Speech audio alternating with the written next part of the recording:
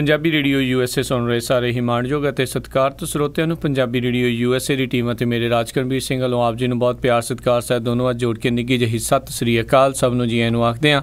ਸੋ ਤੇ ਪ੍ਰੋਗਰਾਮ ਖਬਰ 'ਤੇ ਨਜ਼ਰ ਲੈ ਕੇ ਹਾਜ਼ਰ ਹੋ ਚੁੱਕੇ ਹਾਂ। ਪ੍ਰੋਗਰਾਮ ਖਬਰ 'ਤੇ ਨਜ਼ਰ ਦੇ ਵਿੱਚ ਤੁਹਾਡੇ ਨਾਲ ਜਿਹੜੀ ਅਸੀਂ ਅੱਜ ਦੇ ਦਿਨ ਗੱਲਬਾਤ ਕਰਵਾਉਂਦੇ ਹਾਂ ਬਲਤੇਜ ਪੰਨੂ ਜੀ ਦੇ ਨਾਲ। ਸਾਡੇ ਨਾਲ ਇਸ ਟਾਈਮ ਪਟਿਆਲਾ ਸਟੂਡੀਓਜ਼ ਤੋਂ ਜੁੜ ਚੁੱਕੇ ਨੇ ਪੰਨੂ ਜੀ। ਨਿੱਘੀ ਜੀ ਆਇਆਂ ਨੂੰ ਸਤਿ ਸ੍ਰੀ ਅਕਾਲ। ਸਤਿ ਸ਼੍ਰੀ ਅਕਾਲ ਜੀ, ਧੰਨਵਾਦ ਜੀ, ਬਹੁਤ ਮਿਹਰਬਾਨੀ। ਸਾਡੇ ਅੱਜ ਦੇ ਪ੍ਰੋਗਰਾਮ ਖਬਰ 'ਤੇ ਨਜ਼ਰ ਉਸ ਨੂੰ ਸਪੋਂਸਰ ਕਰਦੇ ਨੇ ਖਾਲਸਾ ਇੰਸ਼ੋਰੈਂਸ ਏਜੰਸੀ ਵਾਲੇ, ਜਿਨ੍ਹਾਂ ਦੇ ਕੋਲੋਂ ਤੁਸੀਂ ਹਰ ਤਰ੍ਹਾਂ ਦੀ ਇੰਸ਼ੋਰੈਂਸ ਕਰਵਾ ਸਕਦੇ ਹੋ। ਉਹਨਾਂ ਦਾ ਫ਼ੋਨ ਨੰਬਰ 408 272 2500 4082722500। ਇਸ ਦੇ ਨਾਲ Gurdeep Singh Virdi, Pritam Singh Talwinder Singh Gill, Satnam Singh Shergill, Jafi Singh, Sukha Singh, Punjabi American senior citizen centre Bakersfield ਅਤੇ ਨਵਜੋਤ ਕੌਰ ਕਲੋਟੀ ਅਤੇ ਪਰਿਵਾਰ, ਇਹਨਾਂ ਸਾਰਿਆਂ ਦਾ ਬਹੁਤ ਬਹੁਤ ਧੰਨਵਾਦ। ਜੇ ਤੁਸੀਂ ਜਾਂ ਕੋਈ ਹੋਰ ਕਾਰੋਬਾਰ ਇਸ ਪ੍ਰੋਗਰਾਮ ਨੂੰ ਸਪੋਂਸਰ ਕਰਨਾ ਚਾਹੁੰਦੇ ਹੋ, ਉਸ ਦੇ ਲਈ ਤੁਸੀਂ ਸੰਪਰਕ ਕਰ ਸਕਦੇ ਹੋ। ਸਟੂਡੀਓ 'ਚ ਨੰਬਰ 408 722 7698 408 722 7698। ਅਤੇ ਪੰਨੂ ਜੀ, ਗੱਲਬਾਤ ਦਾ ਸਿਲਸਿਲਾ ਕਰਦੇ ਹਾਂ ਜੀ ਸ਼ੁਰੂ। ਚੌਥੇ ਦਿਨ ਵੀ ਪਾਰਲੀਮੈਂਟ ਨਾ ਚੱਲੀ, ਵਿਰੋਧੀ ਧਿਰ ਹਾਵੀ। ਬਿਲਕੁਲ ਜੀ, ਵਿਰੋਧੀ ਧਿਰ ਜਿਹੜੀ ਹੈ ਜੀ ਉਹ ਪੂਰੇ ਤਰੀਕੇ ਦੇ ਨਾਲ ਹਾਲ ਦੀ ਘੜੀ ਤਾਂ ਜਿਹੜੀ ਹੈ ਜੀ ਉਹ ਹਾਵੀ ਹੈ। ਔਰ ਜਿਹੜੀ ਪਾਰਲੀਮੈਂਟ ਹੈ ਜੀ ਉਹਦੇ ਨਾ ਚੱਲਣ ਦੇ ਵਾਸਤੇ ਉਹ ਵਜਦ ਹੈ। ਉਹ ਇਹ ਕਹਿੰਦੀ ਹੈ ਕਿ ਜਿੰਨੀ ਦੇਰ ਤੱਕ ਅਸਤੀਫੇ ਨਹੀਂ ਹੁੰਦੇ ਸੁਸ਼ਮਾ ਸਵਰਾਜ ਦੇ, ਵਸੁੰਧਰਾ ਰਾਜੇ ਸਿੰਧੀਆ ਦੇ ਤੇ ਜਿਹੜੇ ਸ਼ਿਵਰਾਜ ਚੌਹਾਨ ਨੇ, ਉਨੀ ਦੇਰ ਤੱਕ ਉਹ ਪਾਰਲੀਮੈਂਟ ਜਿਹੜੀ ਹੈ ਜੀ ਉਹ ਨਹੀਂ ਚੱਲਣ ਦੇਣਗੇ। ਪਾਰਲੀਮੈਂਟ ਦੇ ਵਿੱਚ ਕੋਈ ਕੰਮ ਜਿਹੜਾ ਜੀ ਉਹ ਨਹੀਂ ਹੋਇਆ, ਕਿਉਂਕਿ ਕੱਲ੍ਹ ਤਾਂ ਜਿਹੜੀ ਸੀਗਾ ਜੀ ਕਿ 4 ਮਿੰਟ ਤੋਂ ਬਾਅਦ ਹੀ ਜਿਹੜਾ ਸੀਗਾ ਉਹ ਦਿਨ ਭਰ ਦੇ ਵਾਸਤੇ ਉਠਾ ਦੇਣੀ ਪਈ ਜੀ ਜਿਹੜੀ ਪਾਰਲੀਮੈਂਟ ਸੀਗੀ ਜੀ। ਇਹਦੇ ਵਿੱਚ ਇੱਕ ਨਵੀਂ ਡਿਵੈਲਪਮੈਂਟ ਇਹ ਹੋਈ ਕਿ ਜਿਹੜੀ NDA ਹੈ, ਜਿਹੜੀ ਸਰਕਾਰ ਚਲਾ ਰਹੀ ਹੈ, ਉਹਨਾਂ ਨੇ ਪਾਰਲੀਮੈਂਟ ਦੇ ਬਾਹਰ ਜਿਹੜਾ ਜੀ ਉਹ ਧਰਨਾ ਦਿੱਤਾ। ਔਰ ਇਹਨੂੰ ਕਿਸੇ ਮੀਡੀਆ ਨੇ ਕੋਈ ਏਡਾ ਜਿਹੜਾ ਜੀ ਚੁੱਕਿਆ ਨਹੀਂ, ਜਿਵੇਂ ਅਰਵਿੰਦ ਕੇਜਰੀਵਾਲ ਨੇ ਇੱਕ ਵਾਰੀ ਧਰਨਾ ਦਿੱਤਾ ਸੀਗਾ ਤੇ ਪੂਰੇ ਤੁਸੀਂ ਇਹ ਕਹ ਲਓ ਕਿ ਮੁਲਕ ਹੀ ਸਿਰ ਤੇ ਚੁੱਕ ਲਿਆ ਸੀ ਮੀਡੀਆ ਨੇ। ਜੀ ਜੀ ਬਿਲਕੁਲ। ਏਦਾਂ ਜਿਹੜਾ ਸੱਤਾ ਦੇ ਵਿੱਚ ਹੁੰਦਿਆਂ ਜਿਹੜਾ ਜੀ ਕਿੱਦਾਂ ਕੋਈ ਧਰਨਾ ਦੇ ਸਕਦਾ। ਇਹਦਾ ਉਦੋਂ ਸਭ ਤੋਂ ਵੱਧ ਵਿਰੋਧ ਕੀਤਾ ਸੀਗਾ ਜਿਹੜੇ ਪ੍ਰਕਾਸ਼ ਸਿੰਘ ਬਾਦਲ ਹੋਰਾਂ ਨੇ, ਤੇ ਮੁੜ ਕੇ ਬਾਦਲ ਸਾਹਿਬ ਕੁਝ ਨਹੀਂ ਬੋਲ ਸਕੇ ਸੀਗੇ ਜਦੋਂ ਸਰਹੱਦ ਦੇ ਉੱਤੇ ਉਹਨਾਂ ਦੀ ਸਰਕਾਰ ਹੀ ਧਰਨਾ ਦੇਣ ਤੁਰ ਪਈ ਸੀ। ਤੇ ਇਸ ਧਰਨੇ ਦੇ ਵਿੱਚ ਜਿਹੜਾ NDA ਨੇ ਧਰਨਾ ਦਿੱਤਾ, ਉਹਦੇ ਵਿੱਚ ਅਕਾਲੀ ਦਲ ਦੇ ਮੈਂਬਰ ਜਿਹੜੇ ਸਨ ਉਹ ਵੀ ਸ਼ਾਮਲ ਹੋਏ, ਜਿਹੜੇ ਉਦੋਂ ਕਹਿੰਦੇ ਸਨ ਕਿ ਅਰਵਿੰਦ ਕੇਜਰੀਵਾਲ ਤਾਂ ਕਮਲਾ ਹੈ, ਸੱਤਾ ਦੇ ਉੱਤੇ ਬਹਿ ਕੇ ਥੋੜੀ ਕੋਈ ਧਰਨਾ ਜਿਹੜਾ ਉਹ ਦੇ ਸਕਦਾ ਹੈ। ਇਹ ਧਰਨਾ ਜਿਹੜਾ ਸੀਗਾ NDA ਨੇ ਤਾਂ ਕਰਕੇ ਦਿੱਤਾ ਕਿ ਜਿਹੜਾ ਜੀ ਪਾਰਲੀਮੈਂਟ ਦਾ ਸੈਸ਼ਨ ਜਿਹੜਾ ਉਹ ਚੱਲਣ ਦਿਓ। ਇਤਿਹਾਸ ਆਪਣੇ ਆਪ ਨੂੰ ਕਿਵੇਂ ਦੁਹਰਾਉਂਦਾ ਇਹਦੇ ਵਿੱਚ ਉਹ ਵੀ ਦੇਖਿਆ ਗਿਆ। ਜਦੋਂ ਕਾਂਗਰਸ ਦੀ ਸਰਕਾਰ ਸੀ, ਕਾਂਗਰਸੀ ਵੀ ਧਰਨਾ ਦੇਈ ਜਾਂਦੇ ਸੀ, ਉਦੋਂ BJP ਪਾਰਲੀਮੈਂਟ ਨਹੀਂ ਸੀ ਚੱਲਣ ਦੇ ਰਹੀ ਕਿ ਸ਼ਿਬੂ ਸੋਰੇਨ ਦਾ ਅਸਤੀਫਾ ਚਾਹੀਦਾ। ਤੇ ਹੁਣ ਕਾਂਗਰਸ ਕਹਿੰਦੀ ਹੈ ਕਿ ਸੁਸ਼ਮਾ ਸਵਰਾਜ ਦਾ ਅਸਤੀਫਾ ਚਾਹੀਦਾ ਜੀ। ਸੋ ਉਹ ਐਗਜ਼ੈਕਟਲੀ ਉਹ ਪਰ ਧਿਰਾਂ ਜਿਹੜੀਆਂ ਜੀ ਉਹ ਬਦਲ ਗਈਆਂ। ਜੀ ਜੀ ਜੀ, ਕੰਮਕਾਰ ਕਰਨ ਦਾ ਤਰੀਕਾ ਸਰਕਾਰ ਤੇ ਵਿਰੋਧੀਆਂ ਦਾ ਅਜੇ ਤੱਕ ਉਹੀ। ਤੇ ਅਗਲੀ ਜਿਹੜੀ ਗੱਲ ਕਰਦੇ ਹਾਂ, ਹਰਿਆਣਾ ਦੇ ਸਿਹਤ ਮੰਤਰੀ ਵੱਲੋਂ ਅਸਤੀਫੇ ਦੀ ਧਮਕੀ। ਐਕਚੁਅਲੀ ਜਿਹੜੇ ਸਿਹਤ ਮੰਤਰੀ ਨੇ ਹਰਿਆਣੇ ਦੇ ਅਨਿਲ ਵਿਜ, ਉਹਨੇ ਆਪਣੀ ਪਾਰਟੀ ਦੀ ਸਰਕਾਰ ਦੇ ਉੱਤੇ ਜਸੂਸੀ ਕਰਾਉਣ ਦਾ ਜਿਹੜਾ ਜੀ ਉਹ ਦੋਸ਼ ਲਾਇਆ। ਉਹਨਾਂ ਦਫ਼ਤਰ ਦੇ ਬਾਹਰ CID ਕਰ ਰਹੇ ਜਿਹੜੇ ਮੁਲਾਜ਼ਮ ਨੂੰ ਖੁਦ ਫੜ ਕੇ ਅੰਦਰ ਬਿਠਾ ਲਿਆ ਤੇ ਸੀਨੀਅਰ ਅਧਿਕਾਰੀਆਂ ਦੇ ਦਖਲ ਤੋਂ ਬਾਅਦ ਹੀ ਉਹਨੂੰ ਜਿਹੜਾ ਸੀਗਾ ਉਹ ਛੱਡਿਆ ਗਿਆ। ਖੱਟੜ ਸਰਕਾਰ ਨੇ ਇਸ ਮਾਮਲੇ ਦੀ ਜਾਂਚ ਜਿਹੜੇ IG ਸੰਦੀਪ ਖਿਰਵਾਰ ਨੂੰ ਦਿੱਤੀ ਹੈ ਜੀ, ਔਰ ਸੋਮਵਾਰ ਨੂੰ ਜਿਹੜਾ ਉਹ ਰਿਪੋਰਟ ਦੇਣਗੇ। ਇਸ ਮਾਮਲੇ ਦੇ ਸਾਹਮਣੇ ਆਉਣ ਦੇ ਨਾਲ ਸਿਹਤ ਮੰਤਰੀ ਤੇ ਮੁੱਖ ਮੰਤਰੀ ਵਿਚਾਲੇ ਦੂਰੀਆਂ ਹੋਰ ਵਧਣ ਦੇ ਆਸਾਰ ਜਿਹੜੇ ਨੇ ਉਹ ਬਣ ਗਏ ਨੇ ਜੀ। ਹਰਿਆਣਾ ਸੈਕਟਰੀਏਟ ਦੇ ਵਿੱਚ ਉਸ ਟਾਈਮ ਇਹ ਹੰਗਾਮਾ ਜਿਹੜਾ ਸ਼ੁਰੂ ਹੋਇਆ ਜਦੋਂ ਸਿਹਤ ਮੰਤਰੀ ਅਨਿਲ ਵਿਜ ਨੇ CID ਵਿਭਾਗ ਦੇ ਮੁਲਾਜ਼ਮ ਸੁਰਿੰਦਰ ਨੂੰ ਆਪਣੇ ਦਫ਼ਤਰ ਦੇ ਬਾਹਰੋਂ ਫੜ ਕੇ ਆਪਣੇ ਕਮਰੇ ਦੇ ਵਿੱਚ ਜਿਹੜਾ ਬਿਠਾ ਲਿਆ। ਉਹ ਆਪਣੀ ਜਸੂਸੀ ਹੁੰਦੀ ਦਿਖਾਉਣ ਲਈ ਮਹਿਲਾ ਤੇ ਬਾਲ ਵਿਕਾਸ ਮੰਤਰੀ ਕਵਿਤਾ ਜੈਨ ਤੇ ਸਹਿਕਾਰਤਾ ਰਾਜ ਮੰਤਰੀ ਵਿਕਰਮ ਸਿੰਘ ਠੇਕੇਦਾਰ ਨੂੰ ਵੀ ਆਪਣੇ ਦਫ਼ਤਰ ਦੇ ਵਿੱਚ ਜਿਹੜਾ ਜੀ ਉਹ ਸੱਦ ਲਿਆ। ਔਰ ਇਸ ਤੋਂ ਬਾਅਦ ਉਹਨਾਂ ਸੂਬੇ ਦੇ ਪੁਲਿਸ ਮੁਖੀ ਯਸ਼ਪਾਲ ਸਿੰਘਲ ਤੇ CID ਵਿਭਾਗ ਦੇ ਇੰਚਾਰਜ ਜਿਹੜੇ ਸੀਗੇ ਜੀ, ਉਹਨਾਂ ਨੂੰ ਫੋਨ ਕਰਕੇ ਦਫ਼ਤਰ ਬੁਲਾਇਆ। ਸੈਕਟਰੀਏਟ ਦੇ ਵਿੱਚ ਰੌਲਾ ਰੱਪਾ ਜਿਹੜਾ ਸੀਗਾ ਉਹ ਪੈਣਾ ਸ਼ੁਰੂ ਹੋ ਗਿਆ। ਮੀਡੀਆ ਵੀ ਮੰਤਰੀ ਦੇ ਦਫ਼ਤਰ ਤੱਕ ਜਿਹੜਾ ਸੀਗਾ ਜੀ ਉਹ ਪਹੁੰਚ ਗਿਆ। ਜਿਹੜੇ ਸਿਹਤ ਤੇ ਖੇਡ ਮੰਤਰੀ ਨੇ ਹਰਿਆਣੇ ਦੇ ਅਨਿਲ ਵਿਜ, ਉਹਨੇ ਅਸਤੀਫੇ ਦੀ ਧਮਕੀ ਜਿਹੜੀ ਹੈ ਜੀ ਦਿੱਤੀ ਹੈ ਕਿ ਜੇ ਉਹ ਜਸੂਸੀ ਕਰਾਉਣੀ ਹੈ ਤਾਂ ਮੈਂ ਅਸਤੀਫਾ ਦੇ ਦੂੰਗਾ। ਅਸਲ ਕਹਾਣੀ ਇਹ ਹੈ ਕਿ ਅਨਿਲ ਵਿਜ ਹੋਰੀ ਜਿਹੜੇ ਨੇ ਜੀ ਉਹ ਇਹ ਸਮਝਦੇ ਨੇ ਕਿ ਉਹ ਸੀਨੀਅਰ ਨੇ, ਉਹ ਦੇਰ ਤੋਂ ਹਰਿਆਣੇ ਦੀ ਸਿਆਸਤ ਦੇ ਵਿੱਚ ਵਿਚਰ ਰਹੇ ਨੇ, ਅੰਦਰ ਖਾਤੇ ਉਹ ਜਿਹੜਾ ਦਿਲ ਫੋਲਦੇ ਨੇ ਕਿਸੇ ਨਾ ਕਿਸੇ ਕੋਲੇ ਕਿ ਪੈਰ ਤਾਂ ਅਸੀਂ ਲਾਉਂਦੇ ਰਹੇ, ਭਾਰਤੀ ਜਨਤਾ ਪਾਰਟੀ ਦੇ ਨੇ ਤੇ RSS ਨੇ ਲਿਆ ਕੇ ਮਨੋਹਰ ਲਾਲ ਖੱਟੜ ਪਤਾ ਨਹੀਂ ਕਿੱਥੋਂ ਇੱਥੇ ਮੁੱਖ ਮੰਤਰੀ ਉੱਤੇ ਲਿਆ ਕੇ ਉਹਨਾਂ ਦੇ ਬਿਠਾ ਦਿੱਤਾ ਜੀ। ਅਸਲ ਕਹਾਣੀ ਤਾਂ ਦੋਨਾਂ ਦੇ ਵਿਵਾਦ ਦੀ ਜਿਹੜੀ ਹੈ ਜੀ ਇਹ ਆ। ਤੋ ਇਹ ਵਿਵਾਦ ਜਿਹੜਾ ਜੀ ਕਿਸ ਜਗ੍ਹਾ ਤੱਕ ਲੈ ਕੇ ਜਾਊਗਾ ਭਾਰਤੀ ਜਨਤਾ ਪਾਰਟੀ ਨੂੰ, ਇਹ ਅਜੇ ਵੇਖਣਾ ਹੋਊਗਾ ਜੀ। ਤੇ ਅਗਲੀ ਜੇ ਆਪਾਂ ਗੱਲ ਕਰੀਏ, ਕੱਲ ਜਿਹੜੀ ਆਪਾਂ ਹਾਦਸੇ ਦੀ ਖਬਰ ਸਾਂਝੀ ਕੀਤੀ ਸੀ, ਮਨੀਕਰਨ ਨੂੰ ਜਾ ਰਹੀ ਜਿਹੜੀ ਬੱਸ ਆ, ਉਸ ਦਾ ਕਹਿੰਦੇ ਜੀ ਕਾਰਨ ਤੇਜ਼ ਰਫ਼ਤਾਰੀ ਤੇ ਓਵਰਲੋਡਿੰਗ ਸੀ। ਇਹ ਐਕਚੁਅਲੀ ਜਿਹੜੀਆਂ ਪੰਜਾਬ ਦੀਆਂ ਸੜਕਾਂ ਦੇ ਉੱਤੇ ਤਾਂ ਬੱਸਾਂ ਵਾਲੇ ਕਿਵੇਂ ਬੱਸਾਂ ਚਲਾਉਂਦੇ, ਆਪਾਂ ਅਕਸਰ ਇਹਦੀ ਗੱਲ ਕਰਦੇ ਹਾਂ। ਕਿਤੇ ਨਾ ਕਿਤੇ ਉਹਨਾਂ ਨੇ ਇਹ ਜਿਹੜੀਆਂ ਹਿਮਾਚਲ ਪ੍ਰਦੇਸ਼ ਦੀਆਂ ਸੜਕਾਂ ਨੇ ਉਹਨੂੰ ਵੀ ਉੱਦਾਂ ਹੀ ਜਿਹੜਾ ਜੀ ਉਹ ਸਮਝ ਲਿਆ, ਔਰ ਉਸੇ ਰਫ਼ਤਾਰ ਦੇ ਵਿੱਚ ਜਿਹੜੀ ਹੈ ਜੀ ਬੱਸ ਉੱਥੇ ਤੇਜ਼ ਇਹ ਲਈ ਜਾ ਰਿਹਾ ਸੀ ਕੁੱਲੂ ਜ਼ਿਲ੍ਹੇ ਦੇ ਕੋਲੇ, ਔਰ 52 ਸੀਟਾਂ ਦੀ ਸਮਰੱਥਾ ਵਾਲੀ ਬੱਸ ਦੇ ਵਿੱਚ 67 ਲੋਕ ਸ਼ਾਮਲ ਸਨ ਜੀ। ਇਸ ਸਮੇਂ ਬੱਸ ਨਦੀ ਦੇ ਵਿੱਚ ਜਿਹੜੀ ਹੈ ਜੀ ਉਹ ਡਿੱਗੀ ਆ। ਜਿਹੜੀ ਕੰਪਨੀ ਆ ਉਹ ਅਜੇ ਵੀ ਲੁਕੋਈ ਜਾ ਰਹੀ ਹੈ ਜੀ ਕਿ ਕਿੰਨੇ ਬੰਦੇ ਉਹਦੇ ਵਿੱਚ ਜਿਹੜੇ ਸ਼ਾਮਲ ਸਨ, ਇਸ ਗੱਲ ਤੋਂ ਕਿ ਕੇਸ ਜਿਹੜਾ ਜੀ ਉਹਨਾਂ ਦੇ ਉੱਤੇ ਪੈ ਜਾਣਾ ਜੀ। ਡਰਾਈਵਰ ਜਿਹੜਾ ਜੀ ਉਹ ਕਾਫੀ ਤੇਜ਼ ਰਫ਼ਤਾਰ ਦੇ ਨਾਲ ਉਦੋਂ ਜਿਹੜਾ ਚਲਾ ਰਿਹਾ ਸੀਗਾ, ਔਰ ਅਚਾਨਕ ਸਾਹਮਣੇ ਜਿਹੜਾ ਮੋੜ ਆ ਗਿਆ ਤੇ ਉਹ ਬੱਸ ਨੂੰ ਕੰਟਰੋਲ ਨਹੀਂ ਕਰ ਸਕਿਆ, ਪਹਾੜ ਦੇ ਨਾਲ ਬੱਸ ਟਕਰਾਈ ਔਰ 100 ਮੀਟਰ ਹੇਠਾਂ ਨਦੀ ਦੇ ਵਿੱਚ ਜਿਹੜਾ ਜੀ ਉਹ ਜਾ ਡਿੱਗੀ।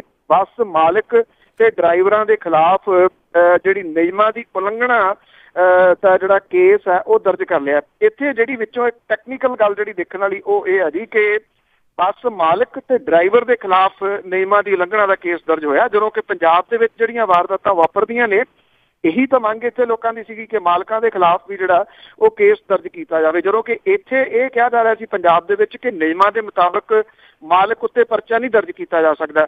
ਸੋ ਨਿਯਮ ਤੇ ਕਾਨੂੰਨ ਜਿਹੜੇ ਨੇ ਉਹ ਪੰਜਾਬ ਦੇ ਵਿੱਚ ਹੋਰ ਨੇ, ਹਿਮਾਚਲ ਪ੍ਰਦੇਸ਼ ਦੇ ਵਿੱਚ ਜਿਹੜੇ ਉਹ ਹੋਰ ਨੇ।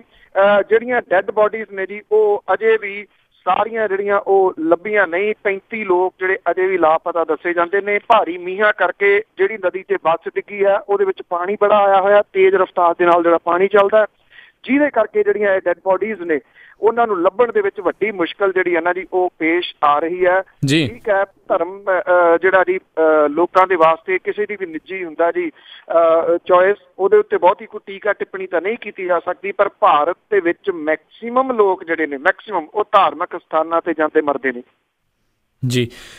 ਅਗਲੀ ਜਿਹੜੀ ਆਪਾਂ ਗੱਲ ਕਰੀਏ ਕਿ ਪ੍ਰਕਾਸ਼ ਬਾਦਲ ਉਹਨਾਂ ਨੇ ਸਿਕੰਦਰ ਮਲੂਕੇ ਦੇ ਬਿਆਨ ਨੂੰ ਗਲਤ ਦੱਸਿਆ ਜਿਹੜਾ ਕੈਨੇਡਾ ਪੁਲਿਸ ਬਾਰੇ ਕਿਹਾ ਸੀ। ਇਹ ਸ਼ਾਇਦ ਪਹਿਲੀ ਵਾਰੀ ਹੋਇਆ ਜੀ ਕਿ ਆਪਣੇ ਮੰਤਰੀ ਜਿਹੜੇ ਨੇ ਉਹਨਾਂ ਨੂੰ ਵੀ ਉਲਟ ਜਿਹੜਾ ਜੀ ਕਹਿਤਾ। ਮੁੱਖ ਮੰਤਰੀ ਪ੍ਰਕਾਸ਼ ਸਿੰਘ ਬਾਦਲ ਹੋਰਾਂ ਨੇ ਪੰਜਾਬ ਦੇ ਦਿਹਾਤੀ ਵਿਕਾਸ ਤੇ ਪੰਚਾਇਤ ਮੰਤਰੀ ਸਿਕੰਦਰ ਸਿੰਘ ਮਲੂਕਾ ਵੱਲੋਂ ਕੈਨੇਡੀਅਨ ਪੁਲਿਸ ਨੂੰ ਭੰਡਣ ਸੰਬੰਧੀ ਜਿਹੜਾ ਬਿਆਨ ਆ ਜੀ ਉਹਨੂੰ ਗਲਤ ਕਰਾਰ ਦਿੱਤਾ। ਉਹਨਾਂ ਨੇ ਇਹ ਕਿਹਾ ਕਿ ਕਿਸੇ ਵੀ ਮੁਲਕ ਦਾ ਆਪਣਾ ਕਾਇਦਾ ਕਾਨੂੰਨ ਹੁੰਦਾ ਹੈ ਜਿਹਦੇ ਦਾਇਰੇ ਦੇ ਅੰਦਰ ਰਹਿ ਕੇ ਕੋਈ ਗਤੀਵਿਧੀ ਜਿਹੜੀ ਹੈ ਜੀ ਉਹ ਕੀਤੀ ਜਾ ਸਕਦੀ ਹੈ। ਪ੍ਰਕਾਸ਼ ਸਿੰਘ ਬਾਦਲ ਉਹਨਾਂ ਨੇ ਕਿਹਾ ਜੀ ਕਿ ਕਿਸੇ ਮੁਲਕ ਦੀ ਪੁਲਿਸ ਨੂੰ ਭੰਡਣਾ ਜਾਇਜ਼ ਨਹੀਂ ਕਿਹਾ ਜਾ ਸਕਦਾ ਜੀ। ਔਰ ਉਹਨਾਂ ਨੇ ਮੁੱਖ ਮੰਤਰੀ ਨੇ ਫਿਰ ਕੈਨੇਡਾ ਤੇ ਅਮਰੀਕਾ ਵਿੱਚ ਪ੍ਰਵਾਸੀ ਜਿਹੜੇ ਨੇ ਉਹਨਾਂ ਵੱਲੋਂ ਅਕਾਲੀ ਮੰਤਰੀਆਂ ਦੇ ਕੀਤੇ ਵਿਰੋਧ ਨੂੰ ਮੰਦਭਾਗਾ ਕਰਾਰ ਦਿੱਤਾ ਜੀ। ਔਰ ਇਹ ਕਿਹਾ ਹੈ ਕਿ ਜਿਹੜੇ ਪ੍ਰਵਾਸੀ ਨੇ ਉਹਨਾਂ ਨੂੰ ਪੰਜਾਬ ਦੇ ਹਾਲਾਤ ਸਮਝਣੇ ਚਾਹੀਦੇ ਨੇ ਤੇ ਕੋਈ ਵੀ ਗਤੀਵਿਧੀ ਜਿਹੜੀ ਹੈ ਜੀ ਉਹ ਸੋਚ ਸਮਝ ਕੇ ਕਰਨੀ ਚਾਹੀਦੀ ਹੈ ਤਾਂ ਕਿ ਸੂਬੇ ਦੇ ਉੱਤੇ ਮਾੜਾ ਅਸਰ ਜਿਹੜਾ ਜੀ ਉਹ ਨਾ ਪਵੇ। ਉਹਨਾਂ ਨੇ ਇਹ ਵੀ ਮੰਨਿਆ ਜੀ ਕਿ ਪ੍ਰਵਾਸੀ ਜਿਹੜੇ ਨੇ ਉਹ ਸੂਬੇ ਦੀ ਰਾਜਨੀਤੀ ਦੇ ਵਿੱਚ ਅਹਿਮ ਭੂਮਿਕਾ ਨਿਭਾਉਂਦੇ ਨੇ। ਹੁਣ ਇਹਦੇ ਵਿੱਚ ਜਿਹੜੀ ਲਾਈਨ ਹੈ ਜੀ ਜਿਹੜੀ ਉਹਨਾਂ ਨੇ ਇਹ ਗੱਲ ਕਹੀ ਹੈ ਕਿ ਉਹਨਾਂ ਨੂੰ ਕੋਈ ਵੀ ਜਿਹੜਾ ਇੱਕ ਤਾਂ ਸੂਬੇ ਦੇ ਹਾਲਾਤ ਸਮਝਣੇ ਚਾਹੀਦੇ ਨੇ ਤੇ ਕੋਈ ਵੀ ਗਤੀਵਿਧੀ ਸੋਚ ਸਮਝ ਕੇ ਕਰਨੀ ਚਾਹੀਦੀ ਹੈ ਤਾਂ ਕਿ ਸੂਬੇ ਦੇ ਉੱਤੇ ਮਾੜਾ ਅਸਰ ਨਾ ਪਵੇ। ਆਈ ਥਿੰਕ ਜਿੰਨੇ ਬਾਹਰ ਬੈਠੇ ਲੋਕ ਇਨ ਟੱਚ ਨੇ, ਜਿੰਨੇ ਉਹ ਹਾਲਾਤ ਸਮਝਦੇ ਨੇ, ਸ਼ਾਇਦ ਸਰਕਾਰ ਉਹਨੇ ਹਾਲਾਤ ਜਿਹੜੀ ਹੈ ਜੀ ਉਹ ਨਹੀਂ ਸਮਝਦੀ। ਹੁਣ ਜੇ ਪ੍ਰਵਾਸੀਆਂ ਨੇ ਵਿਰੋਧ ਕਰਤਾ ਤੇ ਪੰਜਾਬ ਦੇ ਵਿੱਚ ਇਹਦਾ ਅਸਰ ਕੀ ਪਊਗਾ ਜੀ? ਮੇਰਾ ਖਿਆਲ ਅਸਲ ਗੱਲ ਤਾਂ ਉਹ ਲੁਕੋ ਰਹੇ ਨੇ ਕਿ ਇੱਥੇ ਕਿਤੇ ਹੌਸਲਾ ਜਿਹੜੇ ਨੇ ਉਹ ਪੰਜਾਬ ਵਾਲੇ ਨਾ ਫੜ ਜਾਣ, ਇਸੇ ਤਰੀਕੇ ਦਾ ਵਿਰੋਧ ਜਿਹੜਾ ਉਹ ਇੱਥੇ ਹੋਣਾ ਨਾ ਸ਼ੁਰੂ ਹੋ ਜਾਵੇ ਜੀ। ਕੁਝ ਜਿਹੜੇ ਵਿਰੋਧੀ ਧਿਰ ਵਾਲੇ ਨੇ ਉਹ ਬਿਆਨ ਵੀ ਪਿਛਲੇ ਦਿਨਾਂ ਤੋਂ ਦੇ ਰਹੇ ਨੇ ਕਿ ਵਿਦੇਸ਼ਾਂ ਦੇ ਵਿੱਚ ਰਹਿੰਦੇ ਲੋਕ ਜਿਹੜੇ ਨੇ ਉਹਨਾਂ ਨੇ ਦੱਸਿਆ ਕਿ ਵਿਰੋਧ ਇਸ ਤਰੀਕੇ ਦੇ ਨਾਲ ਜਿਹੜਾ ਜੀ ਹੋ ਸਕਦਾ ਹੈ। ਜ਼ਰੂਰੀ ਨਹੀਂ ਕਿ ਇੱਟਾਂ ਵੱਟੇ ਜਿਹੜੇ ਨੇ ਉਹ ਮਾਰੇ ਜਾਣ। ਇਹ ਵਿਰੋਧ ਜਿਹੜਾ ਜੀ ਉਹ ਕਰਨ ਦਾ ਇੱਕ ਤਰੀਕਾ ਹੈ ਕਿ ਜਿੱਥੇ ਜਿੱਥੇ ਜਾਂਦੇ ਨੇ ਉੱਥੇ ਉੱਥੇ ਇਸ ਕਿਸਮ ਦਾ ਵਿਰੋਧ ਜਿਹੜਾ ਜੀ ਇਹਨਾਂ ਦਾ ਕੀਤਾ ਜਾਵੇ। ਜੀ ਅਗਲੀ ਗੱਲ ਕਰੀਏ, ਸਿਮਰਨਜੀਤ ਸਿੰਘ ਮਾਨ ਬਾਪੂ ਸੂਰਤ ਸਿੰਘ ਖਾਲਸਾ ਹੁਣਾਂ ਨੂੰ ਹਸਪਤਾਲ ਪਹੁੰਚੇ, ਉੱਥੇ ਜਿਹੜੀ ਕੁਛ ਧੱਕਾ ਮੁੱਕੀ ਵੀ ਹੋਈ।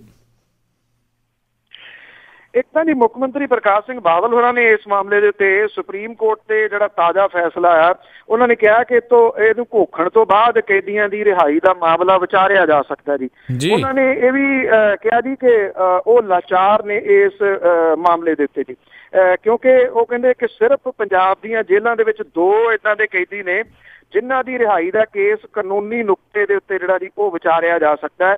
ਚਲੋ ਇਹ ਗੱਲ ਨਵੀਂ ਆ ਗਈ ਕਿ 2 ਕੈਦੀ ਹੈਗੇ ਨੇ। ਹੁਣ ਤੱਕ ਤਾਂ ਪ੍ਰਕਾਸ਼ ਸਿੰਘ ਬਾਦਲ ਹੋਰੀ ਇਹ ਕਹਿੰਦੇ ਪੰਜਾਬ ਦੇ ਵਿੱਚ ਕੈਦੀ ਕੋਈ ਨਹੀਂ ਹੈਗਾ ਪੰਜਾਬ ਦੀਆਂ ਜੇਲ੍ਹਾਂ ਦੇ ਵਿੱਚ, ਹੁਣ ਇਹ 2 ਕਿੱਥੋਂ ਆ ਗਏ ਇਹ ਸ਼ਾਇਦ ਉਹੀ ਜਾਣਦੇ ਨੇ ਜੀ। ਉੱਧਰ ਜਿਹੜਾ DMC ਹਸਪੀਟਲ ਆ ਜੀ, ਦਇਆਨੰਦ ਮੈਡੀਕਲ ਕਾਲਜ, ਇੱਥੇ ਜਿਹੜੇ ਸੂਰਜ ਸਿੰਘ ਖਾਲਸਾ ਹੋਰਾਂ ਨੂੰ ਮਿਲਣ ਪਹੁੰਚੇ ਸੀਗੇ ਅਕਾਲੀ ਦਲ ਅੰਮ੍ਰਿਤਸਰ ਦੇ ਪ੍ਰਧਾਨ ਸਿਮਰਜੀਤ ਸਿੰਘ ਮਾਨ ਹੋਰੀ, ਉਹਨਾਂ ਨੂੰ ਪੁਲਿਸ ਨੇ ਜਿਹੜਾ ਜੀ ਉਹ ਰੋਕਿਆ। ਪੁਲਿਸ ਨੇ ਉਂਝ ਵੈਸੇ ਇਦੋਂ ਪਹਿਲਾਂ ਸੁਖਪਾਲ ਸਿੰਘ ਖਹਿਰਾ ਹੋਰਾਂ ਨੂੰ ਵੀ ਜਿਹੜਾ ਉਹ ਰੋਕਿਆ, ਔਰ ਉਹਨਾਂ ਦੇ ਨਾਲ ਜਿਹੜੇ ਜੀ ਉਹ ਮਨਜੀਤ ਸਿੰਘ ਹੋਰੀ ਸਨ, ਤਾਂ ਉਹਨਾਂ ਨੂੰ ਤਾਂ ਅੰਦਰ ਨਹੀਂ ਜਾਣ ਦਿੱਤਾ, ਪਰ ਸਿਮਰਜੀਤ ਸਿੰਘ ਮਾਨ ਹੋਰੀ ਜਿਹੜੇ ਸਨ ਉਹ ਅੜ ਗਏ ਔਰ ਉਹਨਾਂ ਨੇ ਕਿਹਾ ਕਿ ਉਹ ਅੰਦਰ ਜਿਹੜਾ ਜੀ ਜਾ ਕੇ ਦਿਖਾਉਣਗੇ। ਤੇ ਉਸ ਤੋਂ ਬਾਅਦ ਜਿਹੜੇ ਕੁਝ ਸੀਗੇ ਜੀ ਸੀਨੀਅਰ ਪੁਲਿਸ ਆਫੀਸਰ, ਉਹਨਾਂ ਨੇ ਆ ਕੇ ਜਿਹੜਾ ਜੀ ਇਹ ਮਾਮਲਾ ਨਿਪਟਾਇਆ। ਤਕਰੀਬਨ ਘੰਟਾ ਜਿਹੜਾ ਸੀਗਾ ਜੀ ਉਹ ਕਾਫੀ ਉੱਥੇ ਅਫਰਾ ਤਫਰੀ ਜਿਹੜੀ ਸੀ ਉਹ ਮਚ ਗਈ ਔਰ ਸਿਮਰਜੀਤ ਸਿੰਘ ਮਾਨ ਹੋਰਾਂ ਨੂੰ ਅੰਦਰ ਜਿਹੜਾ ਜੀ ਉਹ ਜਾਣ ਦਿੱਤਾ ਗਿਆ। ਮਾਨ ਸਾਹਿਬ ਨੇ ਜਿਹੜਾ ਬਿਆਨ ਦਿੱਤਾ ਜੀ ਮਿਲ ਕੇ ਆ ਕੇ, ਉਹ ਕਿਹਾ ਕਿ ਸੂਰਜ ਸਿੰਘ ਖਾਲਸਾ ਹੋਰਾਂ ਦੀ ਹਾਲਤ ਜਿਹੜੀ ਹੈ ਜੀ ਪਹਿਲਾਂ ਨਾਲੋਂ ਠੀਕ ਹੈ। ਉਹਨਾਂ ਨੇ ਇਹ ਕਿ ਮੁੱਖ ਮੰਤਰੀ ਤੇ ਬਾਕੀ ਜਿਹੜੇ ਨੇ ਜੀ ਉਹ ਛੱਡਣਾ ਹੀ ਨਹੀਂ ਚਾਹੁੰਦੇ। ਉਂਝ ਵੈਸੇ ਕੈਪਟਨ ਅਮਰਿੰਦਰ ਸਿੰਘ ਹੋਰਾਂ ਨੇ ਵੀ ਹਮਾਇਤ ਜਿਹੜੀ ਹੈ ਜੀ ਸੂਰਜ ਸਿੰਘ ਖਾਲਸਾ ਹੋਰਾਂ ਦੀ ਕੀਤੀ ਹੈ ਕਿ ਉਹਨਾਂ ਦੀਆਂ ਮੰਗਾਂ ਜਿਹੜੀਆਂ ਨੇ ਉਹ ਜਾਇਜ਼ ਨੇ ਤੇ ਜਿਹੜੇ ਸਜ਼ਾ ਭੁਗਤ ਚੁੱਕੇ ਨੇ ਜੀ ਉਹਨਾਂ ਨੂੰ ਛੱਡ ਦੇਣਾ ਚਾਹੀਦਾ ਜੀ। ਅਤੇ ਕੁਝ ਤਸਵੀਰਾਂ ਸੁਖਪਾਲ ਸਿੰਘ ਖਹਿਰਾ ਦੀਆਂ ਵੀ ਉੱਥੇ ਗਿਆ ਦੀਆਂ ਪਹੁੰਚ ਰਹੀਆਂ ਨੇ, ਸੋ ਕਾਂਗਰਸ ਵੀ ਉਸ ਪਾਸੇ ਨੂੰ ਜਾ ਰਹੀ ਆ, ਸੋ ਇਸ ਦੀ ਪੋਲੀਟੀਕਲ ਮਾਈਲੇਜ ਕੌਣ ਲੈ ਸਕਦਾ ਹੈ? ਆਈ ਥਿੰਕ ਜਿਹੜੀਆਂ ਵਿਰੋਧੀ ਧਿਰਾਂ ਨੇ ਉਹ ਚੁੱਕਦੀਆਂ ਤਾਂ ਹੁੰਦੀਆਂ ਨੇ, ਪਰ ਵਿਰੋਧੀ ਧਿਰਾਂ ਬਹੁਤ ਲੇਟ ਚੁੱਕ ਰਹੀਆਂ ਨੇ ਜੀ ਇਸ ਮਸਲੇ ਨੂੰ, ਔਰ ਮੇਰਾ ਖਿਆਲ ਚੁੱਕਣਾ ਤਾਂ ਚਾਹੀਦਾ ਜੀ। ਜਿਹੜੇ ਵਿਰੋਧੀ ਧਿਰ ਹੁੰਦੀ ਆ ਉਹਦੀ ਸੱਤਾਧਾਰੀ ਧਿਰ ਦੇ ਨਾਲੋਂ ਜ਼ਿਆਦਾ ਜ਼ਿੰਮੇਵਾਰੀ ਜਿਹੜੀ ਇਹਨਾਂ ਦੀ ਉਹ ਹੁੰਦੀ ਹੈ। ਜਿਵੇਂ ਮੈਂ ਦੱਸਿਆ ਕਿ ਸੁਖਪਾਲ ਸਿੰਘ ਖਹਿਰਾ ਹੋਰਾਂ ਨੂੰ ਜਿਹੜਾ ਜੀ ਉਹ ਮਿਲ ਨਹੀਂ ਦਿੱਤਾ ਗਿਆ ਜੀ, ਉਹਨਾਂ ਨੇ ਕੋਸ਼ਿਸ਼ ਕੀਤੀ ਸੀਗੀ। ਤੋ ਵਿਰੋਧੀ ਧਿਰ ਜਿਹੜੀ ਹੈ ਜੀ ਚੁੱਕ ਰਹੀ ਹੈ। ਆਈ ਥਿੰਕ ਵਿਰੋਧੀ ਧਿਰ ਦੀ ਇਹ ਡਿਊਟੀ ਹੈ ਇੱਦਾਂ ਦਾ ਮਸਲਾ ਜਿਹੜਾ ਜੀ ਉਹ ਚੁੱਕਣਾ, ਕਿਉਂਕਿ ਕਿਸੇ ਵੀ ਹਾਲਤ ਦੇ ਵਿੱਚ ਜਾਨ ਤਾਂ ਨਹੀਂ ਨਾ ਜਾਣੀ ਚਾਹੀਦੀ। ਜੀ ਜੀ ਜੀ ਬਿਲਕੁਲ। ਅਤੇ ਅਗਲੀ ਜਿਹੜੀ ਆਪਾਂ ਗੱਲ ਕਰਦੇ ਹਾਂ, ਕੇਜਰੀਵਾਲ ਹੁਣਾਂ ਵੱਲੋਂ ਸਖਤੀ, ਲੈਫਟੀਨੈਂਟ ਗਵਰਨਰ ਜਿਹੜੇ ਦਿੱਲੀ ਦੇ ਜੰਗ ਉਹ ਥੋੜ੍ਹੇ ਢਿੱਲੇ ਪਏ। ਜਿਹੜੀ ਹੁਣ ਕੀਤਾ ਕੀ ਗਿਆ ਜੀ ਅਰਵਿੰਦ ਕੇਜਰੀਵਾਲ ਹੋਰਾਂ ਦੇ ਵੱਲੋਂ, ਜਿਹੜੀ ਪਿਛਲੇ ਦਿਨਾਂ ਦੇ ਵਿੱਚ ਜਿਹੜੀ ਵੂਮਨ ਸੈੱਲ ਹੈ ਜੀ ਉਹਦੇ ਜਿਹੜੇ ਚੇਅਰਪਰਸਨ ਲਾਏ ਗਏ ਸਨ, ਜਦੋਂ ਉਹ ਜਿਹੜਾ ਜੀ ਸਵਾਤੀ ਮਾਲੀ ਉਹਨਾਂ ਨੂੰ ਜਦੋਂ ਨਹੀਂ ਮੰਨਿਆ ਨਜੀਬ ਜੰਗ ਹੋਰਾਂ ਨੇ, ਤਾਂ ਜਿਹੜਾ ਐਂਟੀ ਕਰਪਸ਼ਨ ਬਿਊਰੋ ਆ, ਜਿਹੜਾ ਲੈਫਟੀਨੈਂਟ ਗਵਰਨਰ ਹੋਰਾਂ ਨੇ ਉਹਦਾ ਇੰਚਾਰਜ ਲਾਇਆ ਹੋਇਆ ਜੀ, ਉਹ ਵੀ ਬਿਲਕੁਲ ਢੁੱਚਣਾ ਇਸ ਵੇਲੇ ਡਾ ਰਿਹਾ ਤਾਂ ਕਿ ਕੋਈ ਜਿਹੜੀ ਕੰਪਲੇਂਟ ਹੈ ਉਹ ਨਾ ਆਵੇ ਕਰਪਸ਼ਨ ਦੇ ਖਿਲਾਫ। ਕਿਉਂਕਿ ਜਦੋਂ ਕਰਪਸ਼ਨ ਦੇ ਖਿਲਾਫ ਕੰਪਲੇਂਟ ਆਉਂਦੀ ਹੈ ਬੰਦੇ ਉਹੀ ਫਸੀ ਜਾਂਦੇ ਨੇ। ਉਹਦਾ ਰੀਜ਼ਨ ਇਹ ਹੈ ਜੀ ਕਿ ਜਿਹੜੀ ਮਿਊਨਿਸਪੈਲਿਟੀ ਹੈ ਦਿੱਲੀ ਦੀ ਉਹਦੇ ਉੱਤੇ ਭਾਜਪਾ ਕਾਬਜ਼ ਹੈ ਸਾਲਾਂ ਤੋਂ, ਇਸ ਕਰਕੇ ਕਰਪਸ਼ਨ ਉੱਥੇ ਬਹੁਤ ਹੋਈ ਹੈ। ਤੋ ਉਹ ਕਿਸੇ ਤਰੀਕੇ ਨਾਲ ਰੋਕਣ ਦੀ ਉਹ ਕੋਸ਼ਿਸ਼ ਹੈ। ਇਹ ਜਿਹੜਾ ਨਵਾਂ ਮਾਮਲਾ ਸੀਗਾ ਇਹਦੇ ਵਿੱਚ ਜਿਹੜੇ ਅਰਵਿੰਦ ਕੇਜਰੀਵਾਲ ਹੋਰੀ ਨੇ ਉਹਨਾਂ ਦਾ ਬੜਾ ਤਿੱਖਾ ਜਿਹੜਾ ਜੀ ਉਹ ਰੁਖ ਹੈ।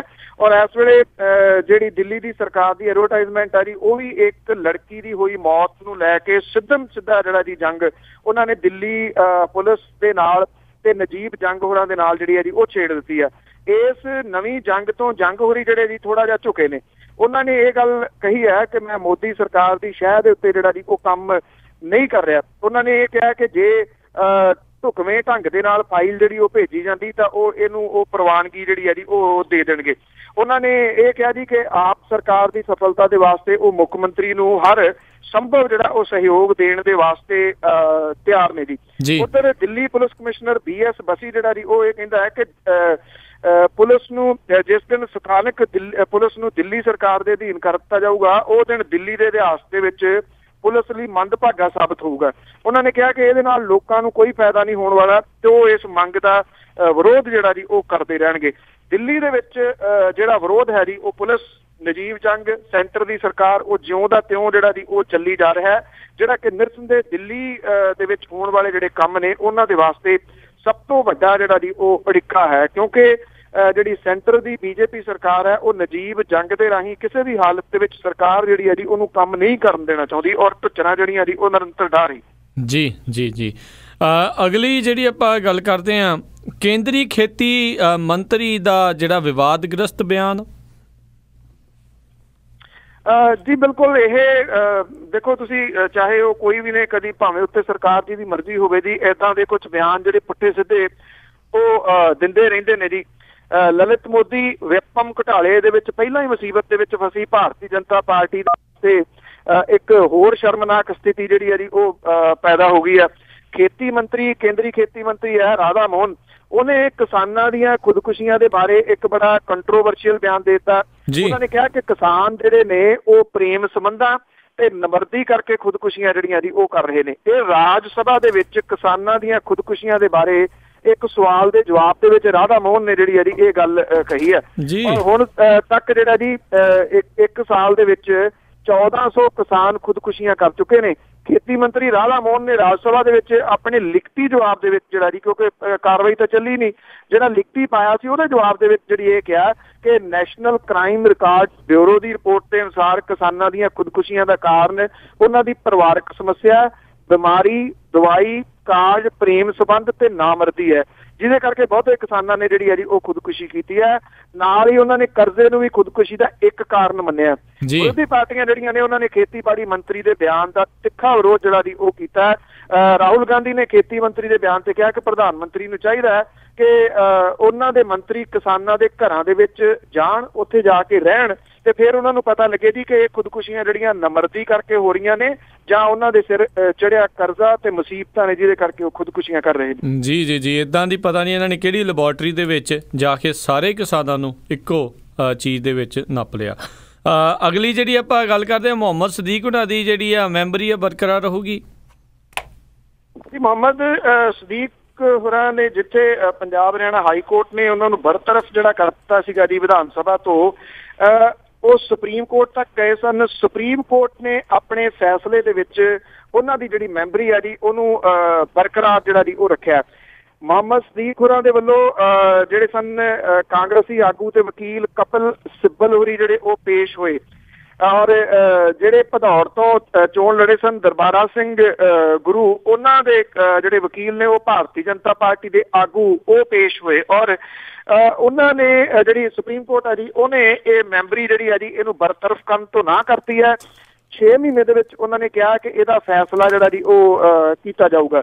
ਹੁਣ 6 ਮਹੀਨੇ ਤੋਂ ਬਾਅਦ ਜੇਕਰ ਫੈਸਲਾ ਆਉਂਦਾ, 6 ਮਹੀਨੇ ਵਿੱਚ ਵੀ ਫੈਸਲਾ ਆਉਂਦਾ ਹੈ ਤੇ ਉਸ ਤੋਂ ਬਾਅਦ ਜੇ ਰਿਵਿਊ ਪਟੀਸ਼ਨ ਜਿਹੜੀ ਆ ਜੀ ਉਹ ਪਾਈ ਜਾਂਦੀ ਹੈ ਮੁਹੰਮਦ ਸਦੀਕ ਹੋਰਾਂ ਦੇ ਵੱਲੋਂ, ਤਾਂ 5-6 ਮਹੀਨੇ ਉਹ ਲੰਘ ਸਕਦੇ ਨੇ। ਭਾਵ ਕਿ ਤਕਰੀਬਨ ਇਹ ਲੱਗ ਰਿਹਾ ਹੈ ਕਿ ਭਦੌੜ ਦੇ ਵਿੱਚ ਜਿਹੜੀ ਹੈ ਜੀ ਉਹ ਵਿਧਾਨ ਸਭਾ ਦੀ ਚੋਣ ਜਿਹੜੀ ਜ਼ਿਮਨੀ ਚੋਣ ਹੈ ਉਹ ਨਹੀਂ ਹੋਊਗੀ।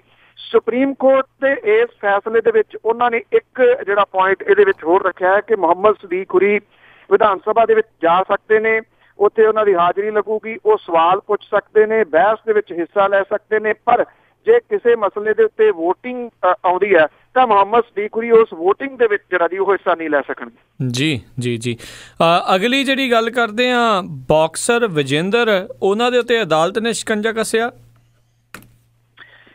ਜਿਹੜਾ ਬਾਕਸਰ ਵਿਜੇਂਦਰ ਹੈ ਜੀ ਪਹਿਲਾਂ ਵੀ ਚਰਚਿਤ ਤਾਂ ਰਿਹਾ ਜੀ ਕਈ ਮਾਮਲਿਆਂ ਦੇ ਉੱਤੇ। ਇੱਕ ਵਾਰੀ ਡਰੱਗ ਦੇ ਵਿੱਚ ਵੀ ਅਨੂਪ ਸਿੰਘ ਕਾਹਲੋਂ ਜਦੋਂ ਫੜਿਆ ਗਿਆ ਸੀਗਾ ਕੈਨੇਡੀਅਨ, ਤੇ ਉਦੋਂ ਜਿਹੜਾ ਦੀ ਵਿਜੇਂਦਰ ਦੀ ਵੀ ਕਾਫੀ ਖਿੱਚ ਧੂ ਜਿਹੜੀ ਉਹ ਹੋਈ ਸੀਗੀ। ਮੁੱਕੇਬਾਜ਼ ਵਿਜੇਂਦਰ ਸਿੰਘ ਜਿਹੜਾ ਜੀ ਉਹ ਪ੍ਰੋਫੈਸ਼ਨਲ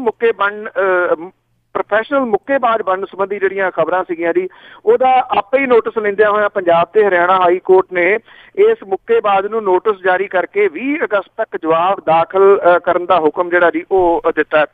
ਜਸਟਿਸ ਰਜੇਸ਼ ਬਿੰਦਲ ਜਿਹੜੇ ਨੇ ਉਹਨਾਂ ਨੇ ਕਿਹਾ ਕਿ ਇਹ ਮਾਮਲਾ ਵਿਚਾਰੇ ਜਾਣ ਦੀ ਲੋੜ ਹੈ। ਸਰਕਾਰ ਕਿਸੇ ਖਿਡਾਰੀ ਨੂੰ ਕੈਸ਼ ਮਨੀ, ਪਲਾਟ, ਨੌਕਰੀ ਸਣੇ ਹੋਰ ਸਹੂਲਤਾਂ ਦਿੰਦੀ ਹੈ, ਪਰ ਜੇ ਉਹ ਖਿਡਾਰੀ ਪੈਸਿਆਂ ਖਾਤਰ ਦੇਸ਼ ਦੀ ਨੁਮਾਇੰਦਗੀ ਨਾ ਕਰਨ ਦਾ ਫੈਸਲਾ ਕਰਦਾ ਤਾਂ ਸਰਕਾਰ ਨੂੰ ਉਹ ਤੋਂ ਸਾਰੇ ਲਾਭ ਜਿਹੜੇ ਉਹ ਵਾਪਸ ਲੈਣ ਬਾਰੇ ਸੋਚਣਾ ਚਾਹੀਦਾ।